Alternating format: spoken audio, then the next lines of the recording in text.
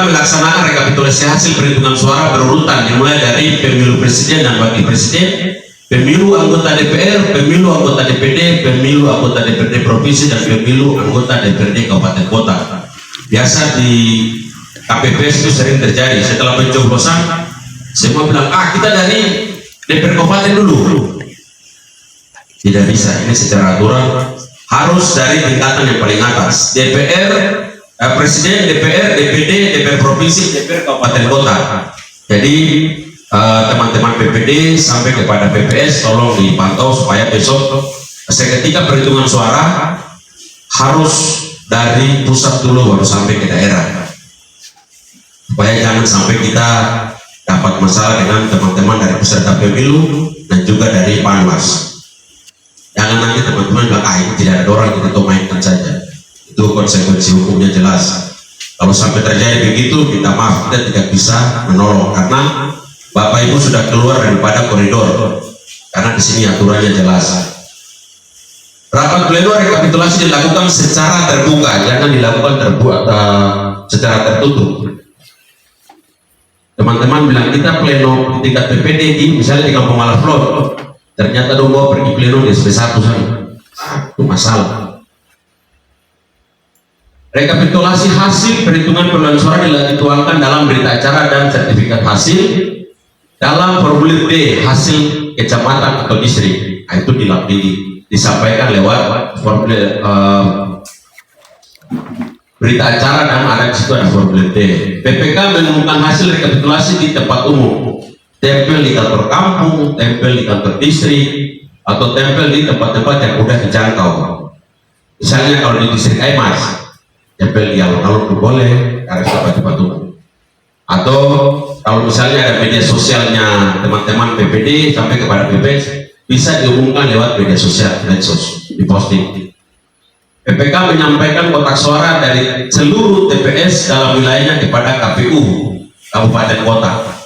PPK atau PPD menyampaikan hasil rekapitulasi tingkat kecamatan di distrik kepada KPU kabupaten kota. Karena kita KPU penyelenggara pemilu kerjanya berjenjang. Mulai dari KPU RI, KPU provinsi, KPU kabupaten kota, PPD, PPS, KPPS. Dan setelah perhitungan suara dari KPPS dikasih ke PPS, PPS kasih naik ke PPD, PPD hitung, setelah itu PPD laporkan ke kami di KPU. Setelah kami di KPU hitung perolehan suara tingkat distrik dari distrik yang ada di kabupaten kota, kita laporkan lagi ke provinsi.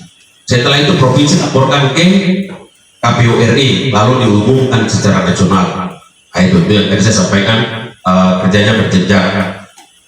Next, pembagian tugas PPD. Ketua PPD atau PPK, Ketua PPK memimpin pelaksanaan rapat rekapitulasi hasil perhitungan suara. Jadi Ketua PPD atau PPK memimpin rapat. Ketua PPD ini sudah berapa kali? Sudah berapa periode? 3 atau berapa? 2? 3. Berarti sudah senior, sudah paham sekali terkait dengan pembagian tugas. Anggota PPK atau PPD membacakan berita acara dan sertifikat hasil setiap jenis pemilihan dan membacakan kejadian khusus di setiap jenis pemilihan. Jadi apabila pada saat di pleno di tingkat kelurahan dan di tingkat TPS perhitungan suara ada kejadian khusus, itu dibaca. Misalnya pada saat pencoblosan ada orang mabuk datang ganggu atau ribut, kita tulis kejadian khusus di situ. Tapi saya yakin di sini tidak ada orang-orang yang mungkin datang atau ke depan tidak ada kejadian khusus, atau pada saat pencoblosan terjadi angin ribut atau tanah goyang atau apa, itu dicatat. Yang mengakibatkan mungkin KPPS dia rubuh, nah itu dicatat jadi di kejadian khusus. Itu anggota tugasnya, karena di PPD ada 5 orang, yaitu 1 orang ketua dan 4 orang anggota. Tentunya bisa melakukan pembagian tugas. Anggota PPD atau PPK dibantu oleh sekretariat PPD. Tentunya sekretariat PPD dibantu oleh petugas dari, kalau di distrik berarti PNS dari distrik tentunya. Teman-teman sekretariat melakukan pencatatan hasil pembacaan terhadap berita acara dan sertifikat hasil setiap jenis pemilihan ke dalam berita acara dan sertifikat hasil perhitungan perolehan suara tingkat kecamatan distrik dengan menggunakan Sirekap. Nah, itu Itu ada aplikasinya, Sirekap. PPK atau PPD dapat meminta bantuan PPS dalam melaksanakan rekapitulasi. Jadi teman-teman PPS, karena perhitungan suara di KPPS itu selesai dan tidak ada perhitungan suara di tingkat PPS, jadi teman-teman PPS antar kotak suara sampai di PPD bukan berarti antar langsung ini kamu tanggung jawab kamu pulang, tidak. Tanggung jawab itu teman-teman PPS tunggu sampai selesai. Misalnya pembacaan suara dari teman-teman PPS Maiko, Malaflon, Kapan Molok, lagi wala, tunggu siapa punya antrian sampai selesai. Sudah setelah itu selesai baru pulang. Jangan kasih baru tinggal tanggung jawab, karena kejadian khusus atau hal-hal yang terjadi di kelurahan kampung, di TPS masing-masing itu teman-teman PPS yang tahu. Karena pada saat perekrutan atau pemungutan suara, PPS tidak duduk saja, dia harus keliling, dia monitor. Oh ada teman-teman KPPS yang melakukan, kita monitor supaya kita melihat perkembangan situasi yang ada di KPPS. Tentunya secara tanggung jawab dan tugas teman-teman yang di distrik ataupun di kelurahan kampung yang hanya satu PPS dan satu TPS, tugasnya tidak terlalu berat. Di distrik Sorong ini cuma berapa? 6 TPS. 6 TPS. 6 TPS, namun teman-teman kalau ada kesalahan berarti itu saya kurang paham kesalahannya di mana. Teman-teman PPD Sorong, PPS perlu ketahui bahwa distrik Aimas itu jumlah TPS-nya ada 126. Bayangkan betapa repotnya mereka seketika nanti perhitungan suara. Dari PPD, dari PPS mereka harus mobile kesana kemari untuk mengecek semua yang ada di TPS. Itu tanggung jawabnya mereka besar. Namun honornya sama. Itu. Jangan kita di sini yang tanggung jawabnya cuma sepanggil saya baru tunda-tunda satu, itu salah. Karena kita sudah membuang diri kita atau mengabdikan diri kita untuk menjadi penyelenggara pemilu.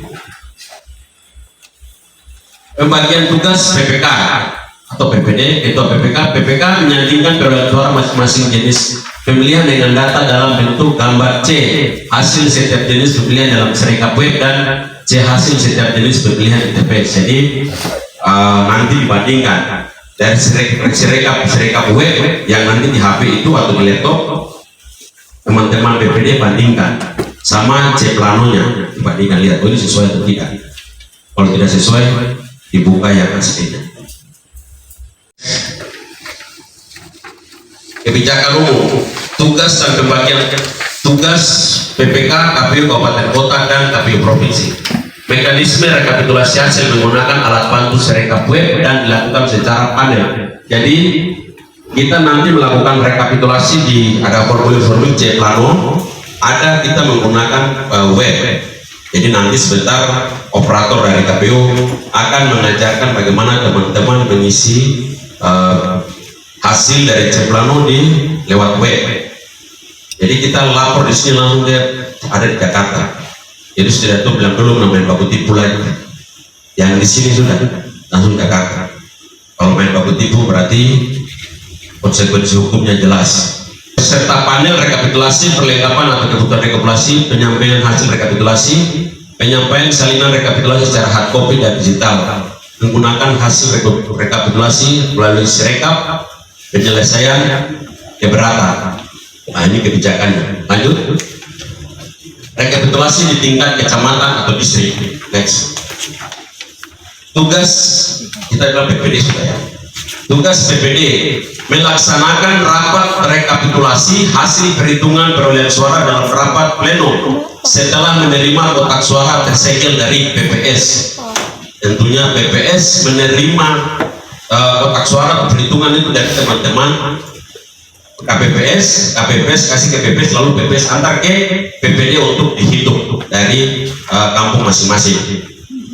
PPK menyusun jadwal rapat rekapitulasi hasil perhitungan perolehan suara dengan membagi jumlah kelurahan desa atau sebutan lain dalam wilayah kerja PPK. Tentunya perhitungan suara di tingkat distrik itu ada waktu, misalnya tanggal 1 sampai 3. Jadi Bapak Ibu teman-teman PPD, perhitungan suara harus tanggal 1 sampai tanggal 3. Jangan sampai teman-teman menghitung di tanggal 4 atau di tanggal 31 atau 30. Berarti itu sudah di luar daripada jadwal dan tahapan. kita KPU bekerja berdasarkan jadwal dan tahapan. Hari ini kita melakukan BIMTEK, namun teman-teman di PPD ada memantau teman-teman PPS, yaitu tahapan perekrutan teman-teman petugas KPPS. Sementara berjalan sekarang ya, PPD wajib menyampaikan surat undangan kepada peserta rekapitulasi hasil perhitungan suara paling lambat 1 hari sebelum pelaksanaan rapat rekapitulasi hasil perhitungan perolehan suara. Jadi tadi di awal disampaikan kepada Panwas, tentunya Panwas distrik, sampaikan kepada peserta pemilu. Dan kalau di situ ada Babinsa, kasih ke Babinsa, Babinsa Tikmas, pemerintah daerah dan kepala distrik, kasih supaya sama-sama melihat. Karena pemilu juga menjadi tanggung jawab pemerintah di tingkat distrik sampai kepada kelurahan kampung. Tetap PPK dibantu sekretariat PPK. Jadi PPK atau PPD tidak bekerja sendiri. Karena tanggung jawab ini tanggung jawab semua, tanggung jawab bersama. Jadi PPK atau PPD dibantu oleh sekretariat PPS. Ketua PPK atau PPD dapat meminta PPS untuk membantu melaksanakan rekapitulasi. Jadi tadi saya bilang jangan dulu PPD PPS pulang, standby di situ perhitungan sampai selesai baru pulang. Karena nanti perhitungan di tingkat kabupaten, PPD juga akan hadir. Kita KPU hadirkan mereka yang menghitung itu semua. Karena mereka yang punya wilayah masing-masing, kita yang berhitung. Next, mekanisme rekapitulasi hasil. Nah, ini ada dia punya gambar situ. Tadi materinya sudah dibagi, bisa dilihat. Kotak suara tersegel, tentunya harus kotak suara tersegel. Di situ ada itunya, dikeluarkan C hasil di seluruh jenis pemilihan. Disandingkan antara C hasil dengan gambar C hasil dalam serekap serta data dalam serekap dan C hasil salinan. Nah, itu membacakan C kejadian khusus dan atau keberatan dan menyelesaikannya. Nah, itu kita mungkin pada saat perolehan hasil di tingkat KPPS ada keberatan atau di tingkat PPD ada keberatan, itu dicatat dalam kejadian khusus. Nah, ada keberatan, terus kita selesaikan keberatan itu dengan cara apa? Itu dicatat semua. Nah, ini ada formulirnya, dicatat dalam formulir di hasil kecamatan, distrik, berita acara dan sertifikat hasil. Jadi Bapak Ibunya semuanya harus lewat berita acara. Next, mekanisme rekapitulasi. Ini poin kedua. Penetapan rekapitulasi hasil perhitungan perolehan suara dicetak dan ditandatangani oleh PPD atau PPK. Itu nanti akan dibantu, ada tadi kita disampaikan bahwa dibantu oleh teman-teman sekretariat. Jadi sekretariat itu menyiapkan seluruh administrasi atau dokumen-dokumen. Nah, ini dicetak, setelah itu ditandatangani oleh PPK, diunggah ke dalam serekap dan di-print untuk diberikan kepada saksi dan pengawas atau bawaslu. Nah, itu. Jadi setiap salinan berita acara diberikan kepada teman-teman Panwas atau PKD atau saksi yang ada. Pengumuman di tempat umum, tentunya seperti tadi di balik kampung maupun di distrik. Kebijakan KPU dalam mekanisme rekapitulasi ini sudah di tingkat KPU ya, KPU Kabupaten, dapat dilakukan secara paralel. Mekanisme minimal 4 panel hasil, setiap panel disatukan dalam satu formulir. Panel dibagi setiap kelurahan, setiap panel dipimpin oleh anggota PPK atau PPD dibantu oleh sekretariat PPK dan KPPS. Nah, itu mekanismenya kebijakan dalam rekapitulasi di KPU. Kebijakan KPU dalam mekanisme rekapitulasi hasil menggunakan Sirekap web, mencermati data dalam Sirekap web dengan C hasil. Nah, ini kita cermati semua. Formulir B hasil dicetak melalui Sirekap web. Jadi itu nanti lewat web. Jadi kita bekerjanya sudah lewat HP maupun lewat laptop. Tentunya dibutuhkan jaringan internet yang baik. Di sini masih ada internet ya? Masih ya? Tadi malam Pak orang lain saya telepon, beliau bilang internet sampai tak kuat. Ini air yang orang segelas kapal. Lanjut. Peserta rapat rekapitulasi kecamatan atau distrik. Nah, ini pesertanya. Tentunya saksi dari peserta pemilu, Panwascam atau Panwas distrik, ketua anggota PPS. Jadi ketua dan anggota PPS hadir dalam rekapitulasi tingkat kecamatan. Dapat dihadiri oleh pemantau pemilu, masyarakat dan atau instansi terkait. Nah, kalau mereka datang, oh pemantau pemilu lihat, ya SK-nya atau tanda pengenalnya. Kalau dia cuma bilang saya pemantau pemilu tanpa menunjukkan identitas, jangan dilayani. Jumlah saksi yang hadir maksimal 2 orang dari setiap kelompok atau tahapan. Rekapitulasi dengan pergantian. Saksi yang hadir mewakili 1 peserta pemilu. Jadi misalnya dari partai Apel, oh dia datang dari saksi ini.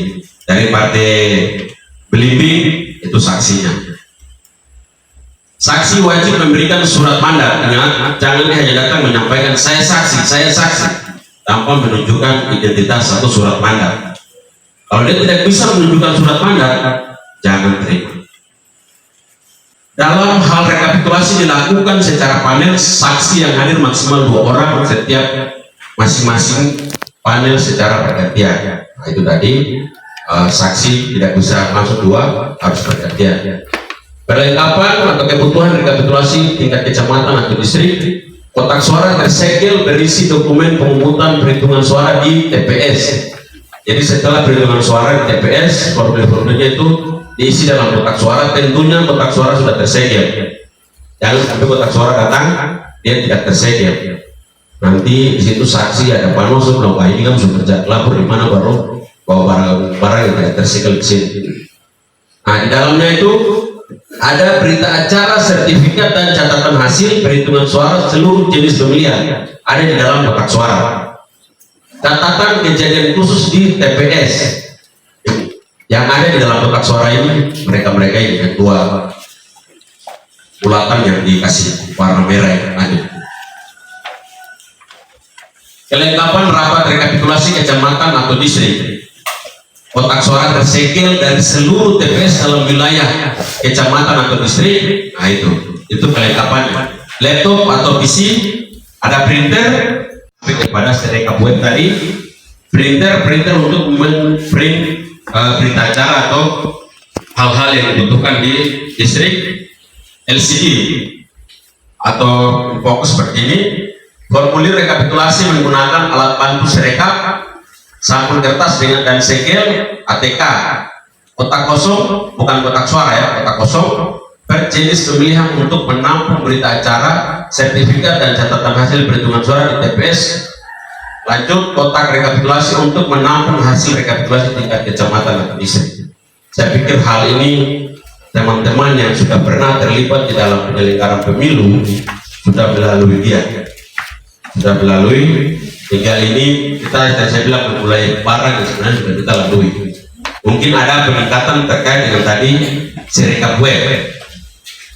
Penyampaian hasil rekapitulasi, PPK atau PPD wajib menyerahkan kepada KPU Kabupaten Kota surat suara pemilu presiden dan wakil presiden serta pemilu anggota DPR, DPD dan DPRD dari TPS dalam kotak suara tersegel, serta berita acara rekapitulasi hasil perhitungan perolehan suara dan sertifikat rekapitulasi hasil perhitungan perolehan suara peserta pemilu di tingkat PPK yang diampiri berita acara pemungutan suara dan sertifikat hasil perhitungan suara.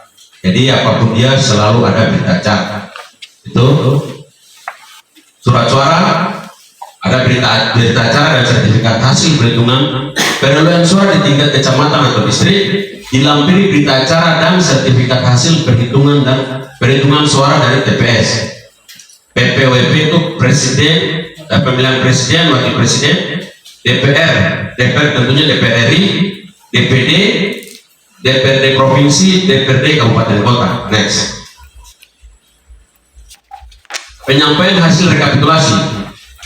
PPK atau PPD menyampaikan berita acara dan sertifikat hasil perhitungan perolehan suara sesuai jenis pemilihan tingkat kecamatan atau distrik dengan 2 cara, yaitu hard copy dan tersedia secara digital.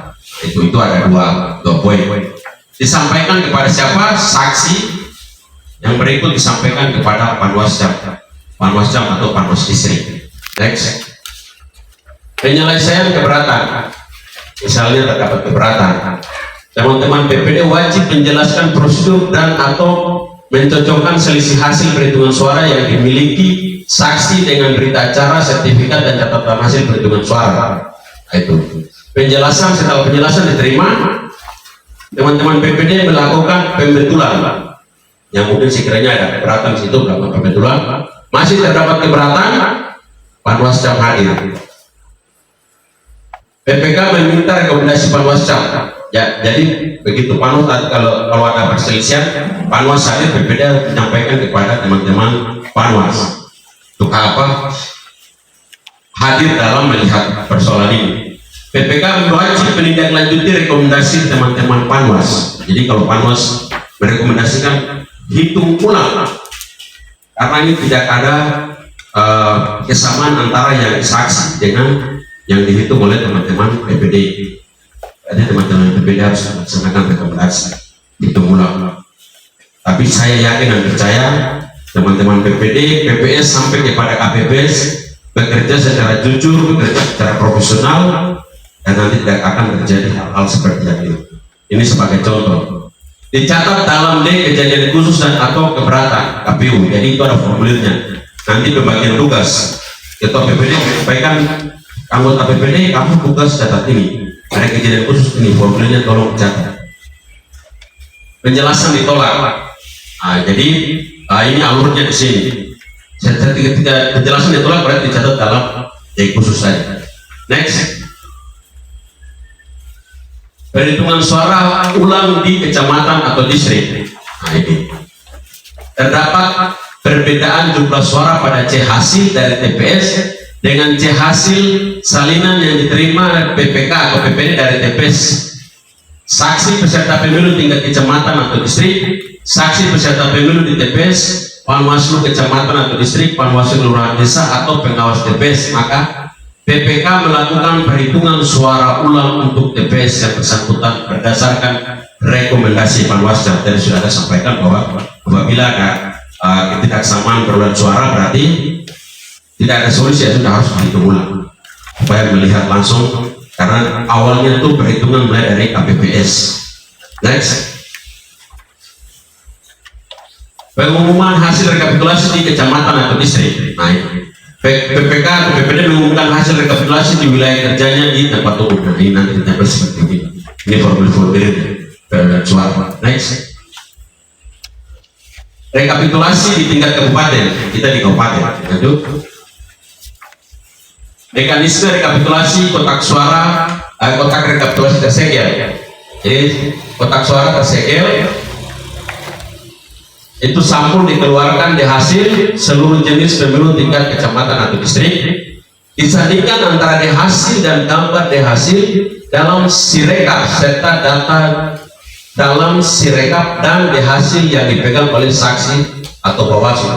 Tentunya teman-teman Bawaslu dapat ini juga dapat hasil dari teman-teman Panwas distrik hasil suaranya, dan kami mendapat ini juga dari PPD hasil suara.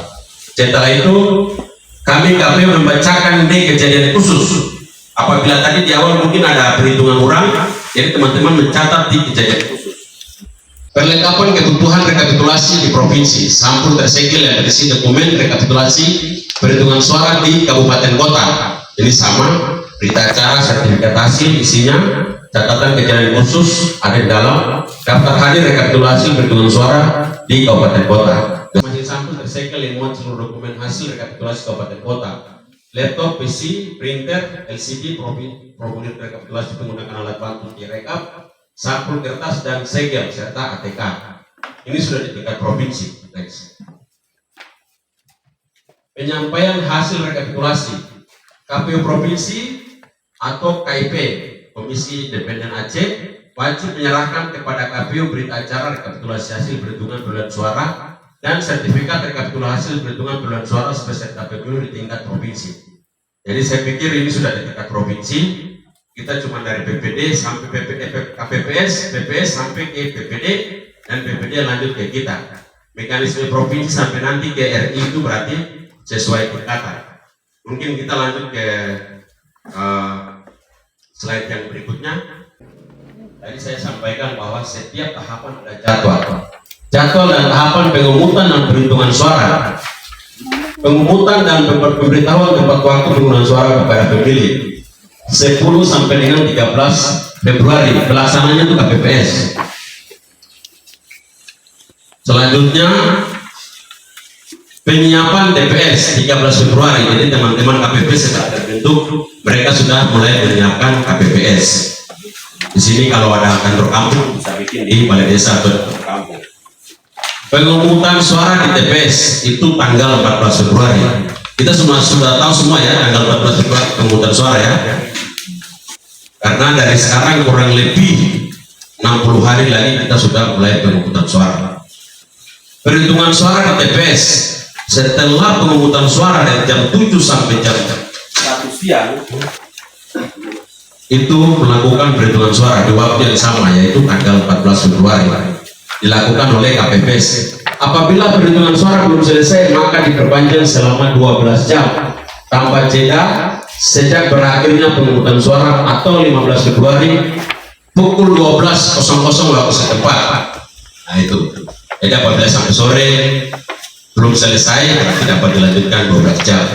Pengumuman hasil perhitungan suara di TPS 14 sampai dengan 15 Februari tahun 2024. Jadi setelah teman-teman KPPS setelah perhitungan dapat mengumumkan hasilnya.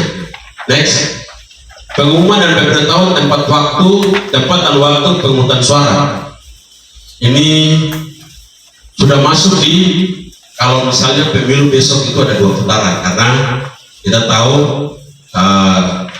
hari ini yang maju sebagai presiden dan wakil presiden ada 3 calon. Jadi ini mengantisipasi apabila ada pemungutan suara ulang atau putaran kedua. Nah, ini jadwalnya 22 sampai dengan 25 Juni.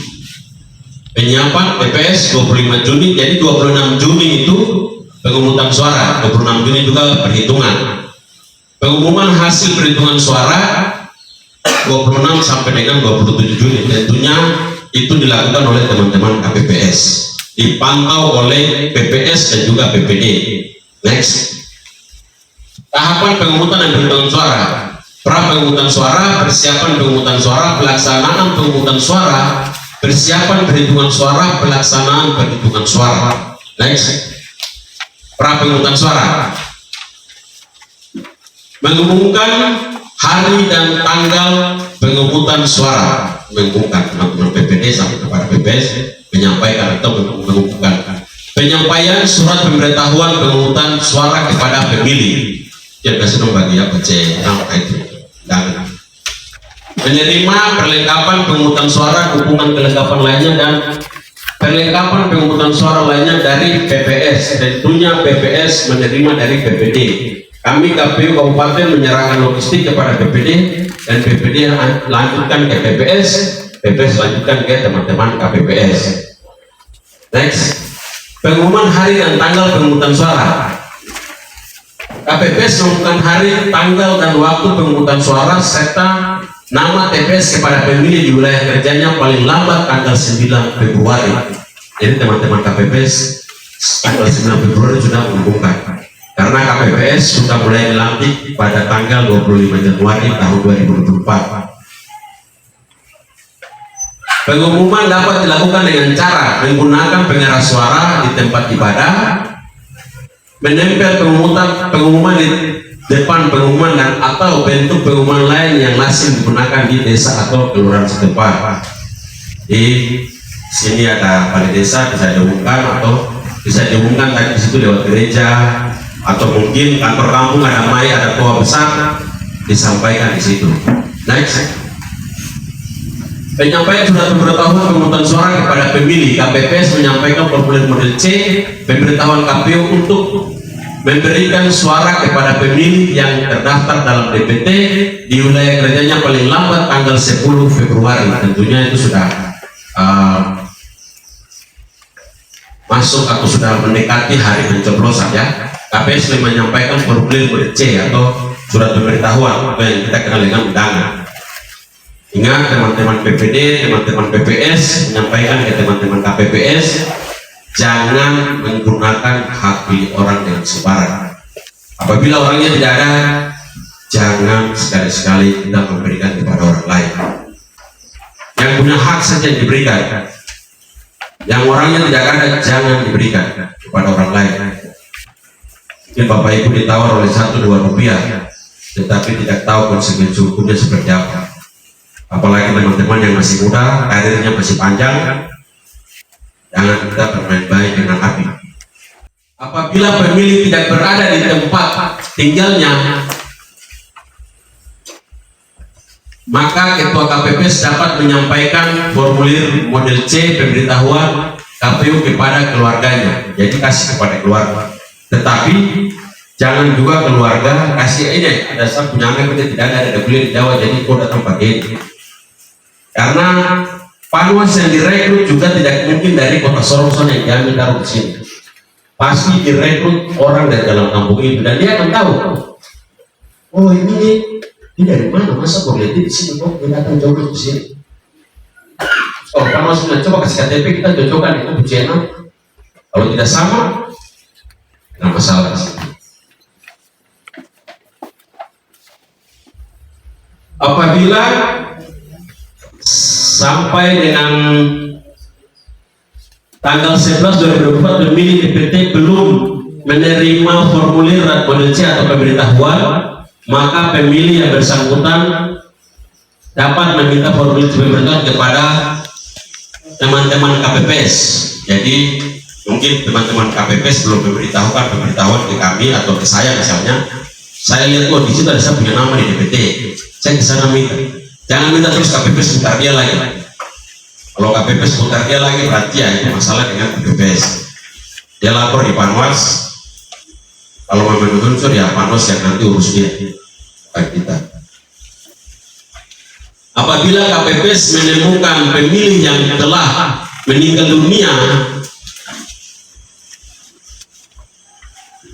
pindah alamat atau tidak dikenali KPPS menandai dan mencatat keterangan tersebut pada formulir model C pemberitahuan KPU yang tidak dapat terdistribusi, selanjutnya wajib mengembalikan kepada PPS dengan menggunakan formulir model BA C pemberitahuan. Jadi itu teman-teman, apabila orangnya tidak ada atau orangnya meninggal, alangkah baiknya kita kembalikan itu. Jangan kita lihat ada orang yang mati, ada uang sekian itu ambil baru kasih yang orang mati dan punya untuk pakai sudah. Itu jadi masalah. Apabila sampai dengan tanggal 13 Februari 2024 terdapat formulir C pemberitahuan KPU tidak dapat diserahkan kepada pemilih, Ketua KPPS mengambilkan formulir model C pemberitahuan KPU kepada PPS dengan menggunakan formulir model BA C pemberitahuan. Jadi kembalikan menggunakan formulir BA yang berita acara. Digunakan lewat berita acara, berapa yang dikembalikan kasih ke PPS. Next. Perlengkapan pemungutan suara, dukungan perlengkapan lainnya dan perlengkapan pemungutan suara lainnya. KPPS memastikan kelengkapan pemungutan dan perhitungan suara dan dukungan kelengkapan lainnya sudah diterima dari PPS paling lambat 13 Februari. Jadi tanggal 13 Februari itu KPPS sudah menerima distribusi logistik dari teman-teman PPD. Di luar kotak suara, ini yang logistiknya di luar kotak suara ya. Itu kotak suara sendiri, bilik suara sendiri, tanda pengenal, led mereka, bolpen, gembok atau alat pengaman lainnya, spidol, stiker, nomor kotak suara, daftar pasangan calon dan daftar calon tetap, salinan DPT, salinan DPTB, formulir C, daftar hadir DPT, formulir C, daftar hadir DPTB, formulir C, daftar hadir DPK. Ini yang di dalam kotak suara. Tentunya surat suara, tinta pemilu, segel pemilu, alat untuk mencoblos pemilihan, sampul kertas, kertas pengikat surat suara, kantong plastik, formulir untuk berita acara dan sertifikat, tali pengikat alat pemberi tanda pilihan, 10 alat bantu tunanetra. Ini yang di dalam kotak suara. Jadi teman-teman merekrut KPPS, merekrut orang-orang yang bertanggung jawab. Karena ini adalah dokumen negara semua. Apabila dokumen negara yang terjadi sesuatu, konsekuensi hukumnya kena di kita semua. Saya tidak menakut-nakuti, tetapi kita menjadi warga negara yang baik, kita harus bertanggung jawab atas barang-barang negara. Kita sepakat semua ya. Next. Persiapan pemungutan suara. Penyiapan TPS, tentunya TPS harus disiapkan. Selanjutnya mengumumkan dengan menempelkan DPT. DPT itu daftar pemilih tetap, DPTP daftar pemilih tambahan, DPC daftar pasangan calon, dan DCT daftar calon tetap.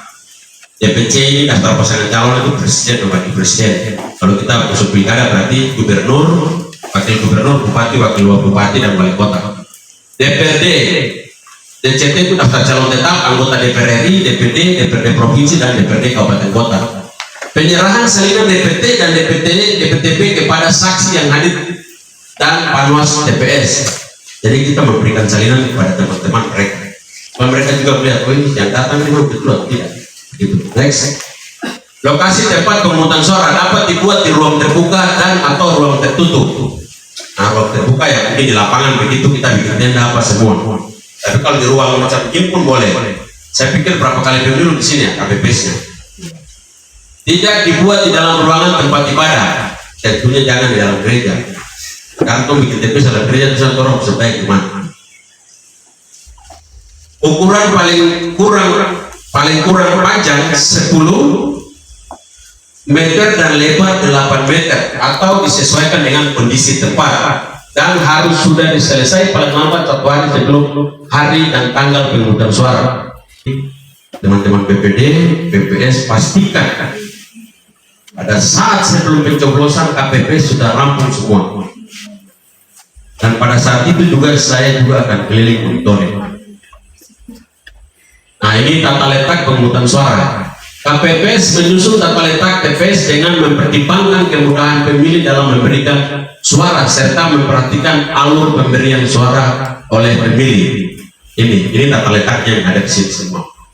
Tentunya pada saat kita distribusi logistik nanti ada juga buku panduan yang dikasih oleh kami untuk teman-teman KPPS supaya dapat mengatur ini semua.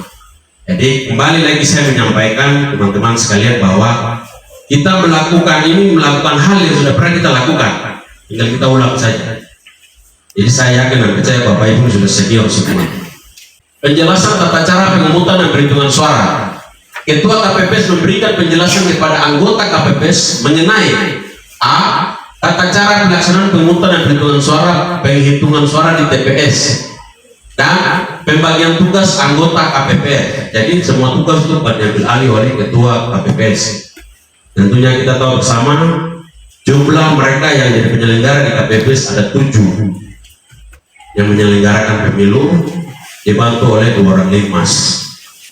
Kami berharap KPPS 7 orang terbentuk dan juga limas sudah harus terbentuk juga 2 orang limas. Jadi kurang lebih 9 orang yang nanti akan ada di dalam TPS.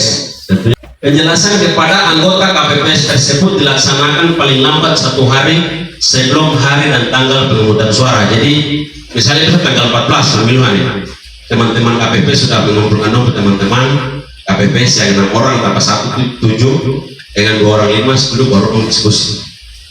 Ini besok begini kerja, kamu akan tugas begini. Melihat orang yang datang, lihat daftar hadirnya, dicatat ini tugasmu yang ini. Limas 1 di pintu masuk, 1 di pintu keluar, jaga lengkap. Limas jangan pakai baju partai baru jaga, harus pakai pakaian limas. Kalau pakai baju partai berarti dikatakan satgas. Pemeriksaan persiapan akhir pemungutan suara, pemeriksaan TPS dan kelengkapannya. Teman-teman harus wajib memeriksa supaya misalnya ada yang kurang, mungkin surat suara kurang ada yang kurang di TPS itu kelengkapannya, teman-teman KPPS melaporkan ke PPS, PPS lapor ke PPD, PPD segera lapor ya kita, Pak Ketua ini kurang ini, mungkin bilik suara kurang 1 atau kotak suara kurang 1, segera kita kirim. Menempatkan kotak suara yang berisi surat suara untuk masing-masing jenis pemilu beserta kelengkapan administrasinya di depan meja ketua KPPS. Jadi sesuai dengan denah tadi sudah diatur. Jadi kita tahu bahwa pemilu ada 5. Jadi pemilihan presiden, DPR, DPD, DPR provinsi, DPRD kabupaten kota. Tentunya ada 5 kotak suara sesuai dengan pemilihannya, presiden, DPR, DPD, DPR provinsi, DPRD kabupaten kota. Ingat, jangan sampai mereka menyoblos baru isi DPR provinsi ke presiden, harus dibantu. Itulah tadi perannya KPPS masing-masing. Selanjutnya, mempersilahkan dan mengatur pemilih untuk menempati tempat duduk yang telah disediakan. Jadi ini sudah masuk masa ini ya, pencoblosan. Jadi KPPS sudah siap, pemilih mulai masuk. Ini kamu duduk di sini, kamu antre ya. Setelah itu mulai daftar hadir di sana, dicocokkan, kamu antre yang cocok untuk selanjutnya masuk pencoblosan. Mudah-mudahan setelah perekrutan KPPS selesai, ada BIMTEK, kita segera melakukan simulasi terkait dengan tugas-tugas KPPS. Kami mau melakukan semua, cuman sudah tidak ada waktu sama sekali, sudah tercapai semua. Lanjut, menerima surat mandat dari saksi. Ingat, saksi datang jangan dia mungkin anak kompleks ini sudah tiap hari teman-teman ini ada apa, dia memang orang partai sudah jadikan saksi. Anak kompleks baru tidak bawa surat mandat lagi, baru teman-teman tadi sudah kumat, sudah tidak bisa. Anak kompleks silakan anak kompleks, tetapi aturan tetap aturan. Gitu ya Bapak Ibu sekalian ya. Rapat pemungutan suara. 1. Pengucapan sumpah atau janji anggota KPPS dan petugas ketertiban TPS yang tadi 5 atau hansip. Penjelasan kepada pemilih tentang tata cara pemungutan suara dan pembagian tugas anggota KPPS itu harus disampaikan. Pelaksanaan pemberian surat suara atau suara itu pencoblosan. Next.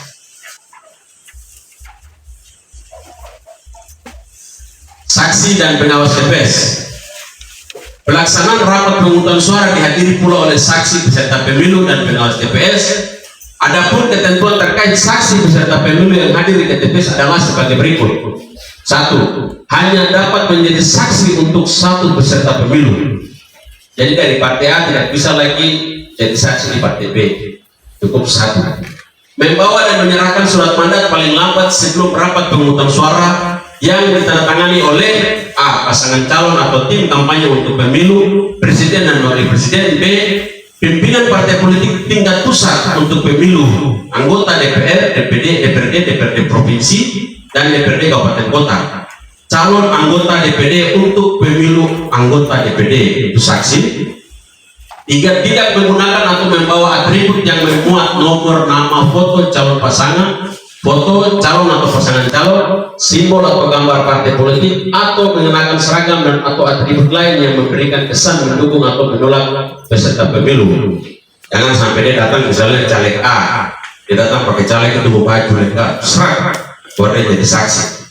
Walaupun sudah bawa surat mandat lagi, tapi teman-teman menyampaikan pulang ganti baju, karena ini secara aturan tidak bisa. Sudah jelas ada di sini.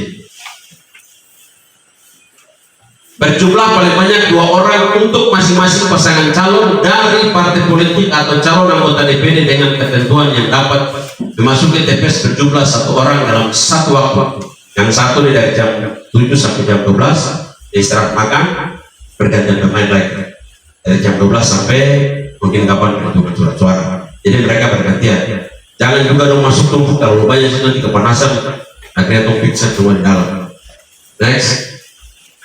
Saksi dan pengawas TPS. Pelaksanaan rapat pemungutan suara dihadiri pula oleh saksi peserta pemilu dan pengawas TPS, pemantau dan pewarta. Pelaksanaan pemungutan suara dapat dipantau oleh pemantau terdaftar dan diliput oleh pewarta. Nah ini tentunya juga mereka sudah harus terdaftar.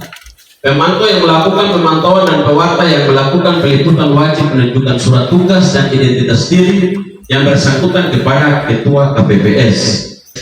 Kegiatan KPPS pada rapat pemungutan suara. 1. Membuka kelengkapan pemungutan suara, pengungutan dan perhitungan suara dengan ketentuan. Membuka kotak suara, mengeluarkan seluruh isi kotak suara di atas meja secara tertib dan teratur, mengidentifikasi dan menghitung jumlah setiap jenis dokumen peralatan, serta memeriksa sampul yang berisi surat suara untuk masing-masing jenis pemilu yang masih dalam keadaan disegel. Nah ini harus dipastikan semua. Jangan sampai yang datang itu yang tadinya 5 surat suara yang harus datang, dia cuma datang 4. Jadi harus teman-teman segera melaporkan di tingkatan sesuai PPS, KPPS, KPPS, PPS, KPPD, DPD, KPD, KPU. Memperhatikan kepada pengawas, memperlihatkan kepada pengawas TPS TPS lapangan. Nanti teman-teman Panwas distrik ada PKD, Panwas kelurahan desa atau kampung. Terakhir yang mereka akan rekrut yaitu PTPS, Panwas TPS. Hadir dan pengawas TPS yang hadir bahwa kotak suara benar-benar telah kosong, menutup kembali, mengunci kotak suara dan meletakkannya di tempat yang telah ditentukan. Menghitung dan memeriksa kondisi seluruh surat suara, termasuk surat suara cadangan sebanyak 2% dari jumlah pemilih yang tercantum dalam DPT untuk masing-masing jenis pemilu dan memastikan kesesuaian dengan daftar. Jadi kita jumlah pemilih di TPS, setiap TPS itu maksimal itu 300 pemilih. Jadi 2% dari 300 pemilih itu surat suaranya cuma 6. Untuk itu teman-teman PPD, PPS bisa mengaturnya dengan baik supaya apabila ada, karena teman-teman yang nanti misalnya di sini ada DPTP yang mereka gunakan itu surat suara buat cadangan 2% itu. Dan apabila surat suara ada yang rusak, itu juga dari 2%.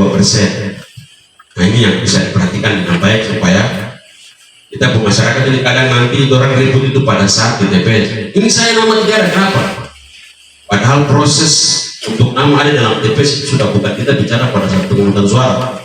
Saya lanjut memberikan penjelasan kepada pemilih, saksi dan pengawas TPS mengenai jumlah surat suara yang diterima, tata cara pemberian surat suara, tata cara penyampaian keberatan oleh saksi, pengawas TPS, pemantau pemilu atau warga masyarakat atau pemilih, tata cara pemantauan oleh pemantau pemilih, pembagian tugas anggota KPPS dan hal-hal yang diperlukan.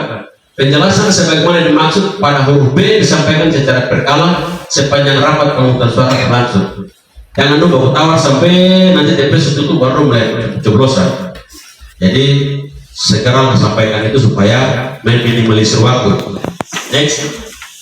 Pemilih dalam memberikan suara di TPS mengikuti tata cara sebagai berikut. 1. Pemilih pemilu memastikan surat suara yang diterima telah ditandatangani oleh ketua KPPS. Ingat, surat suara yang diberikan ketua KPPS harus tandatangani. Pemberian suara dilakukan dengan cara mencoblos menggunakan alat untuk mencoblos pilihan yang telah disediakan.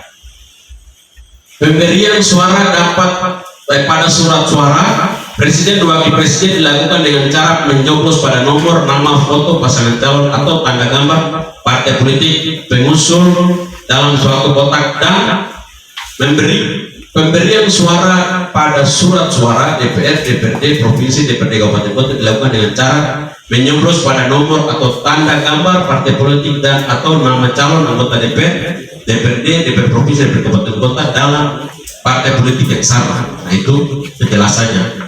Pemberian suara pada surat suara pemilih anggota DPD dilakukan dengan cara mencoblos pada nomor, nama atau foto calon dalam satu kolom calon yang sama. Kalau dia sudah coblos satu di sini, satu di sebelah, berarti kemungkinan itu tidak sah. Next. Pemilih yang berhak memberikan suara di TPS. Pemilih yang berhak memberikan suara di TPS memiliki KTP elektronik yang terdaftar dalam DPT di TPS yang bersangkutan. Jangan saya di TPS 1 baru saya pergi pasang coblos di TPS 10. Tidak bisa karena saya tidak ada di situ. Memiliki KTP elektronik yang terdaftar dalam DPTB. Apabila di sini ada DPTB, dia memiliki KTP elektronik. Memiliki KTP elektronik yang tidak terdaftar dalam DPT dan DPTB, itu dia nanti masuk dalam kategori DPK, daftar pemilih khusus. Nanti surat suara yang digunakan itu dari surat suara 2%. Jangan teman-teman bilang ini karena yang ini dia meninggal jadi tuh pakai yang orang mati ini bersuara kasih dia. Itu persoalan nanti di situ. Penduduk yang telah memiliki hak pilih sama dalam hal pemilih belum memiliki KTP elektronik pada hari pemungutan suara, Pemilih dapat menggunakan surat keterangan telah dilakukan perekaman KTP elektronik yang diterbitkan oleh perangkat daerah yang menyelenggarakan urusan di bidang kependudukan dan catatan sipil atau CAPI, itu dapat surat keterangan. Next, pemilih DPT. Pemilih DPT dia mendapatkan 5 jenis surat suara. Itu warna abu-abu itu, misalnya. Itu presiden, yang kuning DPR, DPD warna merah surat suara DPRD provinsi, warna biru surat suara DPRD kabupaten kota, warna hijau, sini lihat kapur ya, itu warna hijau. Pemilih DPTB, DPTB ini daftar pemilih tambahan. DPTB itu adalah orang yang sudah masuk dalam DPT, namun karena alasan lain dia pindah pemilih atau pindah tugas. Misalnya, saya tugas di distrik Mariat, namun saya dari PNS, jadi saya ditugaskan ke distrik Sorong.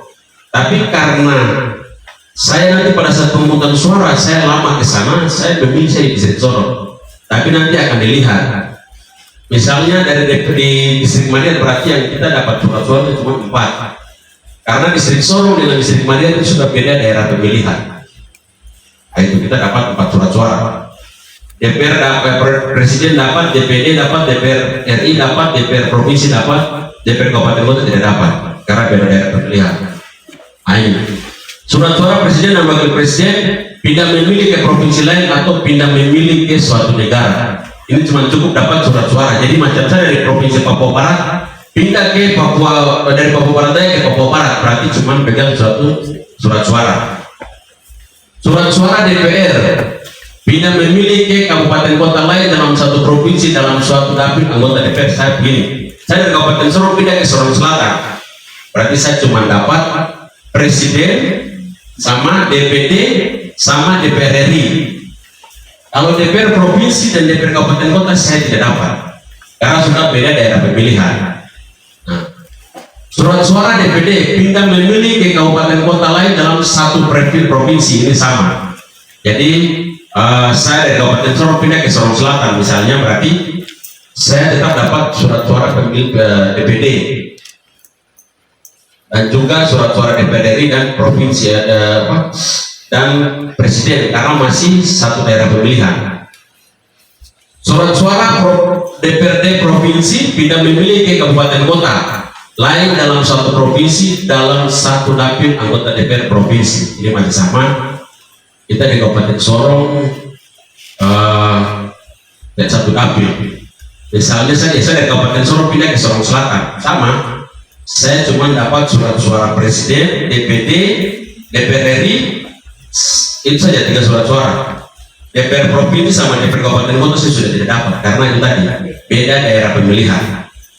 Nah, surat suara DPRD kabupaten kota pindah memilih di kecamatan lain dalam hal satu kabupaten kota dalam satu dapil. Contoh dari distrik Sorong, saya pindah ke Makmur, tentunya masih sama satu dapil. Tetap saya akan dapat surat suara DPR kabupaten kota. Pemilih DPK, pemilih daftar pemilih khusus atau orang yang belum terdaftar dalam nama dalam TPS atau DPT, itu dapat ini surat suara. Ini tadi presiden, DPR, DPD, surat suara provinsi, DPRD provinsi dan DPRD kabupaten kota. Tentunya menggunakan 2% dari surat suara. Ya, kita berharap supaya besok itu di sini tidak ada pemilih yang menggunakan KTP yang terlalu banyak, akhirnya nanti mempengaruhi sampai ke surat suara yang 2%. Tapi kita bukan bilang kok tidak ini baru tidak bisa memilih, tidak, kita melihat ketersediaan 2% dari surat suara.